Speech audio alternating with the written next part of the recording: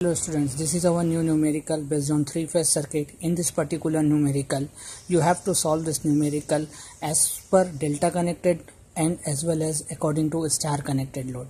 By this numerical, when you observe the answers of both cases, then you find it out that when the load is connected in delta form, then it will absorb 3 times more power than the star connection.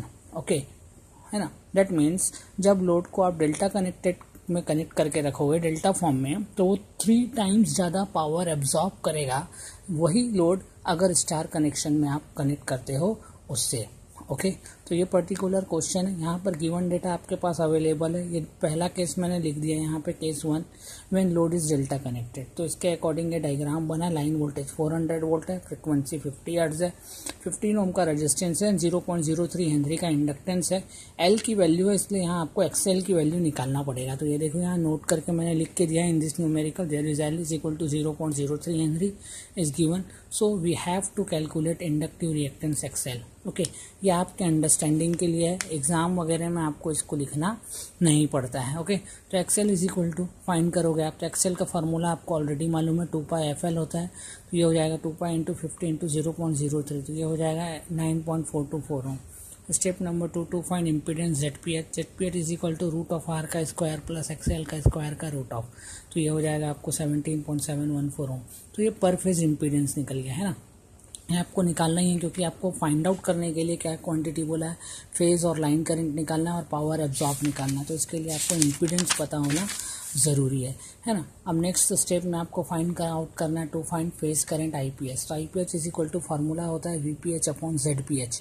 Okay तो VPH upon ZPH. तो VPH क्या होगा, क्योंकि system अभी कैसा है आपका, load किस कंडीशन में कनेक्टेड है, डेल्टा कनेक्शन में कनेक्टेड है ना. तो इसलिए यहाँ पर आपको ऑलरेडी पता है जब लोड डेल्टा कनेक्टेड होता है या सिस्टम डेल्टा कनेक्टेड होता है तो लाइन वोल्टेज और फेज वोल्टेज एक दूसरे के बराबर होते हैं. That means VL is equal to VPH is equal to 400 volt. तो आ गया देयर फॉर IPH. तो IPH is equal to VPH upon ZPH formula ही है. इसके अकॉर्डिंग आपको IPH मिल जाएगा. स्टेप नंबर 4 में आपको क्या फाइंड आउट करना है, लाइन करंट. जब आप लाइन करंट फाइंड आउट करोगे तो आप देखो आपको डेल्टा कनेक्टेड सिस्टम का फॉर्मूला पता होना चाहिए. IL इज इक्वल टू क्या होता है, √3 टाइम ऑफ IPH. ये वैल्यू पुट करोगे तो आपको लाइन करंट मिल जाएगा. ये आ गया आपका line current. Power absorb find out करना है. Step number 5 to find power absorb. तो एक्टिव पावर एब्जॉर्ब कौन सी पावर होती है, हमेशा एक्टिव पावर या ट्रू पावर ही एब्जॉर्ब होगी. तो P इज इक्वल टू ये हो जाएगा √3 VL IL cos phi. cos phi आपने निकाला नहीं है, तो cos phi आपको पहले निकालना पड़ेगा, या पावर फैक्टर आपको दिया हुआ नहीं है. तो cos phi क्या होता है, cos phi का बेसिक फार्मूला होता है R/Z. तो यहाँ पर क्या करना पड़ेगा, 3 फेज की वजह से RPH अपॉन ZPH. तो ये आप निकाल लेंगे. तो ये आ गया आपका ओवरऑल एक्टिव पावर है ना, पावर एब्जॉर्ब बाय. तो जब लोड डेल्टा कनेक्टेड है तब कितना पावर एब्जॉर्ब हो रहा है, 22.76 किलोवाट पावर एब्जॉर्ब हो रहा है. अब यही लोड को मैं किस में कनेक्ट कर दिया हूँ, स्टार में. तो ये देखो लोड सेम है, यानी इम्पीडेंस आपका क्या होगा, सेम होगा. बस स्टार कनेक्शन के अकॉर्डिंग आपको उसको क्या करना पड़ेगा, सॉल्व करना पड़ेगा है ना. क्योंकि वोल्टेज और करंट रिलेशन डेल्टा और स्टार कनेक्शन में क्या होता है, अलग अलग होता है. तो यहाँ पर आपके पास आ जाए टू फाइंड VPH. इस बार स्टार कनेक्शन है तो वोल्टेज रिलेशन यहाँ पर स्टार कनेक्शन का क्या होगा, VPH is equal to VL by √3. तो आपको ये मिल गया per phase voltage. Step number 7 to find line current IL. क्योंकि स्टार कनेक्टेड नेटवर्क है तो स्टार कनेक्टेड नेटवर्क में लाइन करंट और फेज करंट एक दूसरे के क्या होते हैं, बराबर.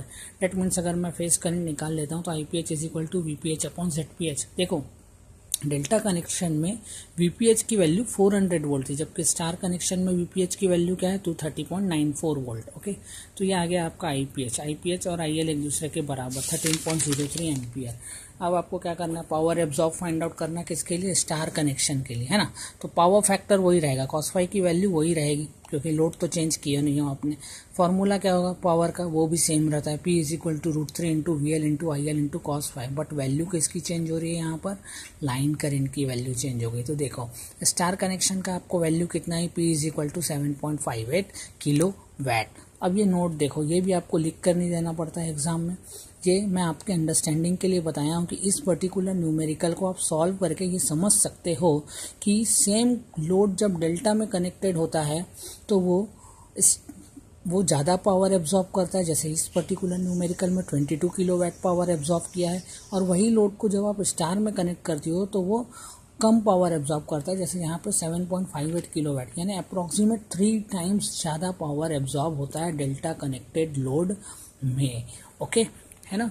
तो ये आपके अंडरस्टैंडिंग के लिए बहुत अच्छा न्यूमेरिकल है। Please go through it, like my video, share my video, subscribe the channel, ask to your friends to subscribe it. Stay at home, stay safe. Okay, thank you very much.